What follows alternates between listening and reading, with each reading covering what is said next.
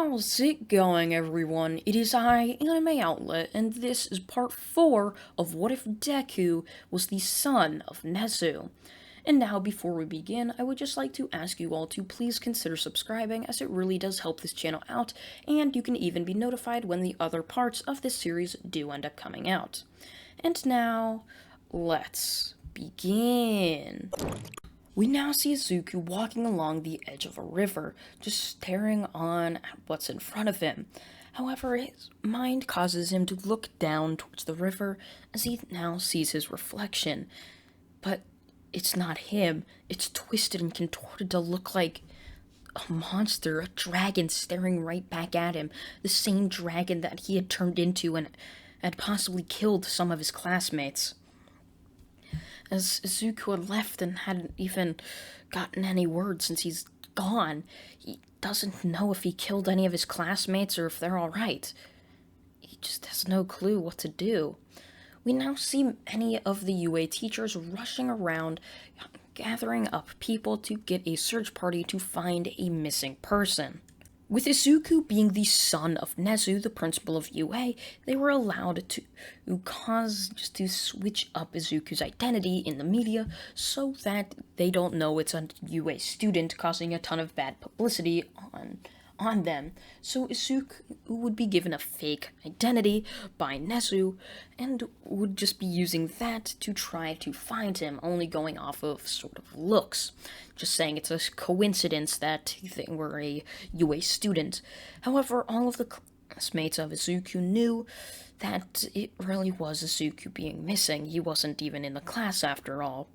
So Izuku, after a month would be passed of Izuku just training, hoping to better himself and to get a stronger grip on that power, as Izuku had gone so far into the forest, transforming into a bird and flying hundreds upon hundreds of miles away so that they could never find him. Nezu knew Izuku could fly very far, but he didn't know exactly how far, only searching in around a 100-mile radius from the USJ, which was simply just too small. So Izuku would easily just be able to continue on training even in his dragon form, as he was in the middle of nowhere in a forest, just destroying the forest, using his fire and then putting it out as well, just doing this over and over again, practicing as this dragon, sometimes transforming into other mythical beasts. So Izuku would continue on doing this as we now cut back to UA. A month had passed since the disappearance of Izuku Midoriya, as I'll see all of the students walking in to the classroom.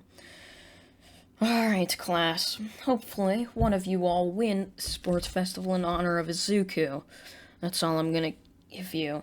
We haven't found Izuku yet, but now he's been long enough gone in the wild that, we're changing the search from an alive person to a dead one. So we're just looking for a body now. That doesn't mean Izuku's dead.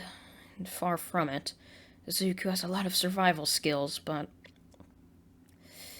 we don't know if he might have encountered something or died in the process. Aizawa would say, as all of the students would stare on at Aizawa, just saddened by one of their classmates, the strongest one at that, who had helped them train, was now gone. They just didn't understand it at all.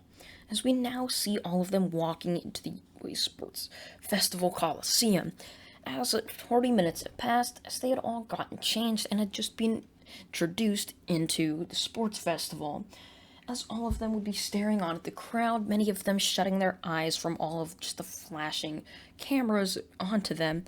They would all stare up at the entire crowd, just knowing that this year was going to be quite interesting with all this people wanting to see what they are capable of. As Midnight would then step up, announcing that the first event is going to be a race. And without Izuku, this race would go off quite easy for Bakugo and Todoroki. As the race would start, Bakugo would rush off, exploding past everyone, slamming his hand into the massive zero-pointer before causing the zero-pointer to tumble back down as he would continue going forward. As he would then just hop over the massive cave where he was supposed to hop from Rock Island to Rock Island, as he would then even see just the minefield, which he would be able to explode easily over as well, flying over it with ease. Todoroki wouldn't be too far behind him, just freezing a path over and making a ramp to go over the zero-pointer, then just freezing a path straight along and getting second place as he wasn't very far behind. So, with Todoroki in second and Bakugo in third, the rest of their class would end up finishing in somewhat similar places, just around anywhere from 5th to 20th, around there.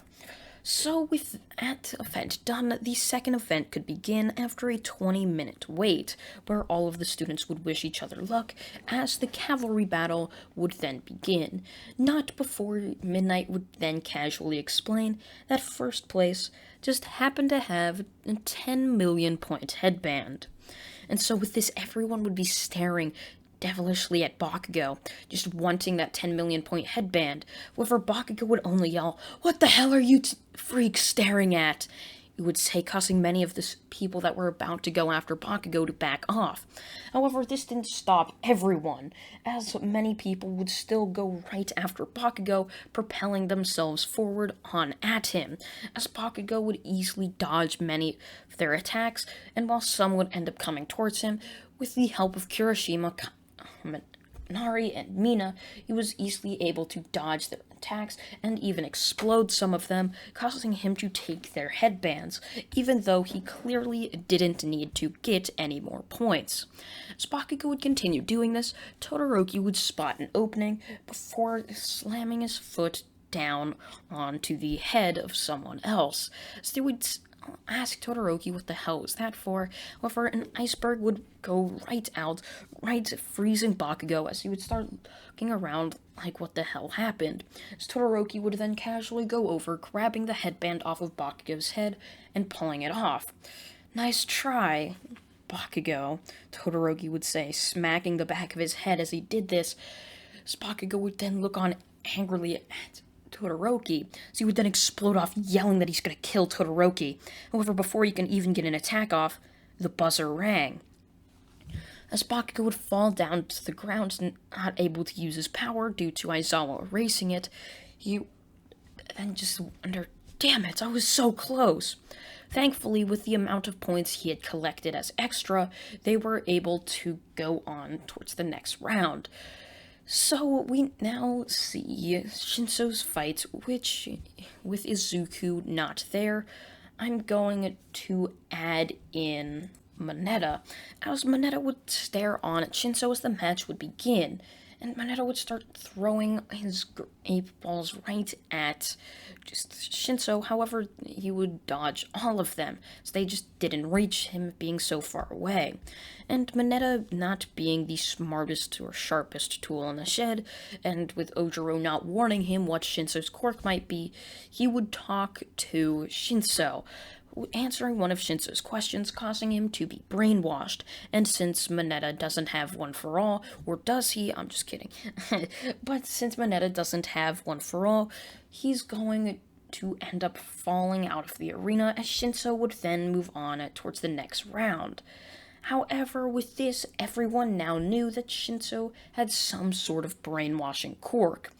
And so with this, when his next round would go up against Todoroki, the match would go quite just quickly. Todoroki wouldn't answer any of Shinso's questions, knowing that he had a brainwashing quirk, and so he would just plant his foot on the ground and would send a massive iceberg towards Shinso, who, not having a strength quirk, wouldn't be able to smash it, causing him to be consumed by the iceberg, as Todoroki would go on towards the semi-finals, where he would then face off against Tenya Ida.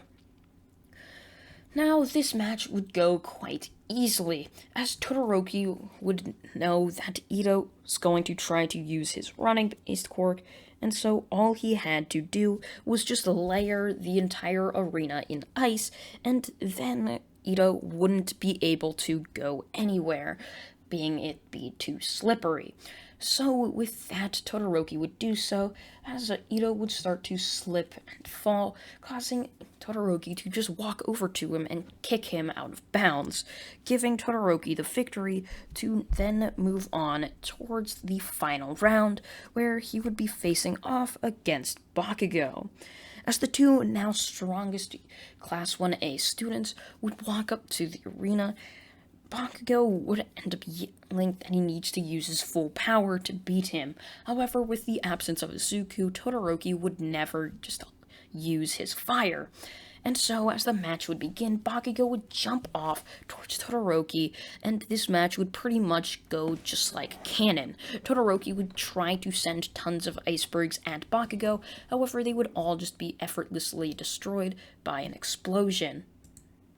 As all of these icebergs would end up breaking, Bakugo would continue making advancements towards Todoroki until he was right in front of him, where he would then punch him across the face and put an explosion right into Todoroki's chest, as Todoroki would then end up just being knocked out, not being able to do anything, and also being insanely and just having tons of frostbite. And so with that, Bakugo would win. However, he wouldn't accept this victory since Todoroki didn't use 100% of his full power, and that's where Bakugo would end up holding up Todoroki, just mad or pissed off that he didn't use his full power. So it's basically just exactly as canon. However, as all of the students would make their way back to their classroom after receiving their medals, if they had gotten any, be Bakugo, Todoroki, and Tokiyami, they would all just be seated down as Isawa would walk in along with Nezu carrying tons of papers. So they would hand it all out. It was the heroes that decided that they wanted just to have these students on just as an internship for them, as this happens every single year after the UA Sports Festival.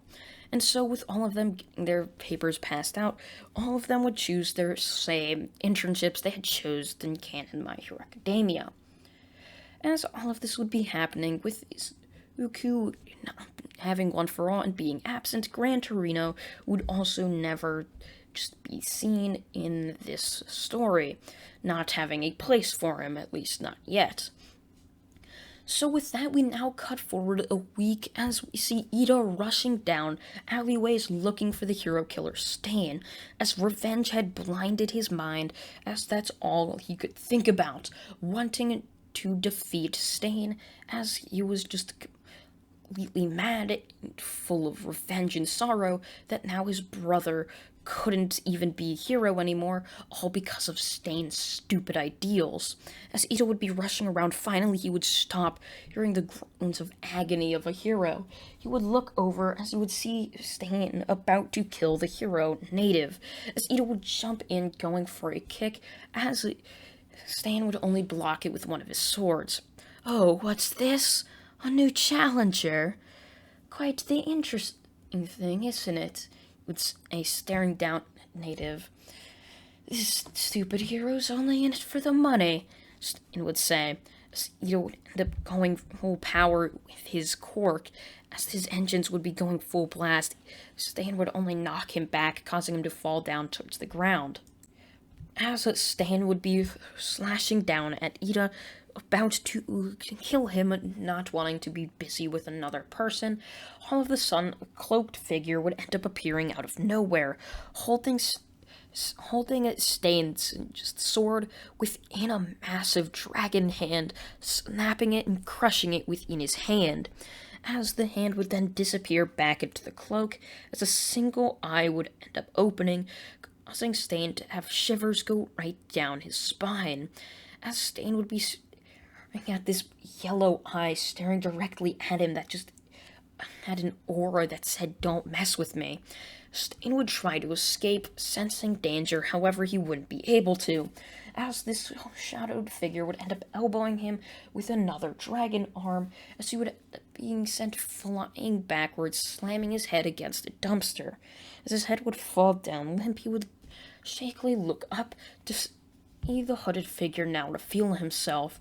It was a green-haired boy with yellow eyes staring directly at him, as if these yellow eyes glowed in the night. As these arms would end up morphing back into human ones, Zook would grab the hero killer by the neck, lifting him up off to the ground before tossing him into the dumpster and shutting it. Izuku would look over at both of the heroes, as the hero native would end up scurrying off, not caring about the UA student in front of him being Ida, only caring about his well-being. As Izuku would walk over towards Ida, Izuku would then give him just a look saying, "Look, I'm sorry about what happened at the USJ." And that is where part 4 of What If Deku Was the Son of Nezu comes to an end. I hope you all did enjoy it, and if you did, please consider subscribing, as it really does help this channel out. And yeah, I would like to thank you all for watching once again, and goodbye.